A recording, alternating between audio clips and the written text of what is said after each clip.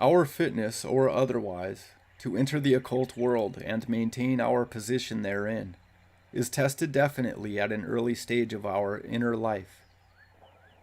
The test comes from the great law, sifter of man's dharma on the path of woe. The significance of this process can be understood by a correct reading of a few verses in the Gospel of St. Luke. To different types of aspirants, Jesus gives different answers. He rejects one, eager to follow thee whithersoever thou goest, by a diplomatic answer that, the Son of Man hath not where to lay his head. To a second he advises, let the dead bury their dead, but go thou and preach the kingdom of God. To the third he says, no man having put his hand to the plow, and looking back, is fit for the kingdom of God. Here are three definite situations, and all of us should inquire if we belong to any of them. Are we only lip professors? And is our earnestness rooted in selfishness or egoism? And our devotion energized by personal ends and personal motives?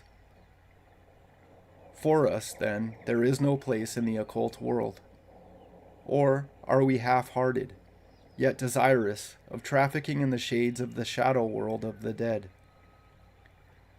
Have we very definitely come out from among them? Or do we belong to the third type? Having abandoned earthly possessions, we regret our step, and yet are attracted by the ideal, possess a desire to be like them, so that we might help them. This test has to be passed. Occultism speaks of the neophyte passing the tests of the elementals of earth, water, air, fire, when he enters the world of the spirit. The correct understanding of this mystery emblem is naturally beyond most of us. But let us try to understand as best we can what it implies. In the composition of our being are the four elemental forces which, on their material side, are spoken of by the ancients as elements of earth, water, air, fire. The four temperaments, phlegmatic, sanguinary, choleric, and melancholic. The four types of nature spirits, gnomes, undines, sylphs, and salamanders. And several other quartets are related to and correspond with each other. For the purposes of our study, it will suffice for us to honestly ask and find answers in full and stern justice to these questions. Are we of the earthy, so full of worldly belongings that we are thrown out by ourselves from the occult world? Are we like unto that young man who went away sorrowful, for he had great possessions? Or are we watery people, sentimental, goody-goody, wishy-washy, desirous of observing customs and manners of the world of the dead?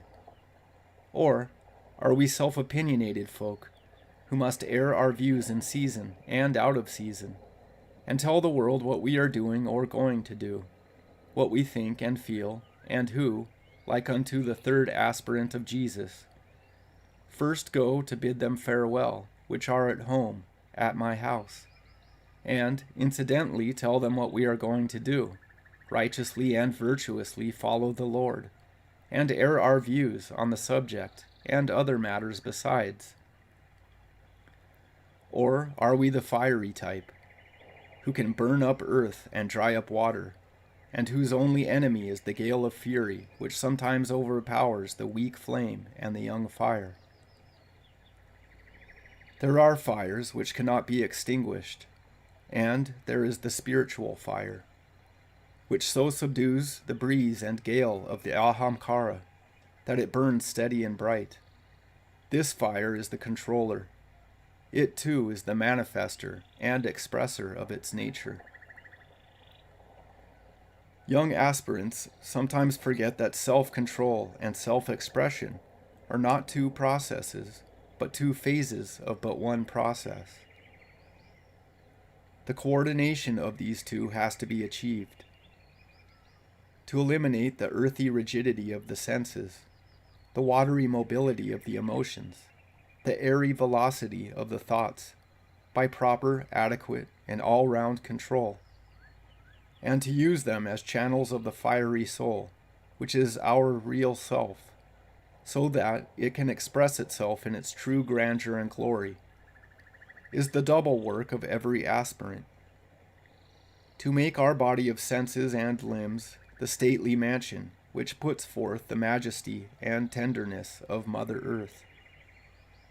To make our emotions start from the spring of love, glide forth in the river of gentleness, and empty themselves in the ocean of compassion.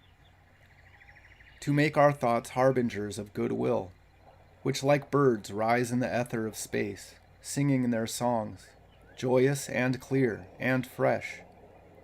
To transform ourselves into the steady burning flame of Nachiketa's fire, symbol of the disciple.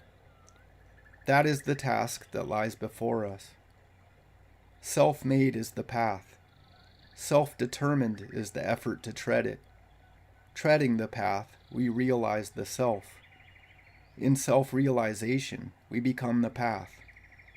Thus the truth, the way, and the life are one.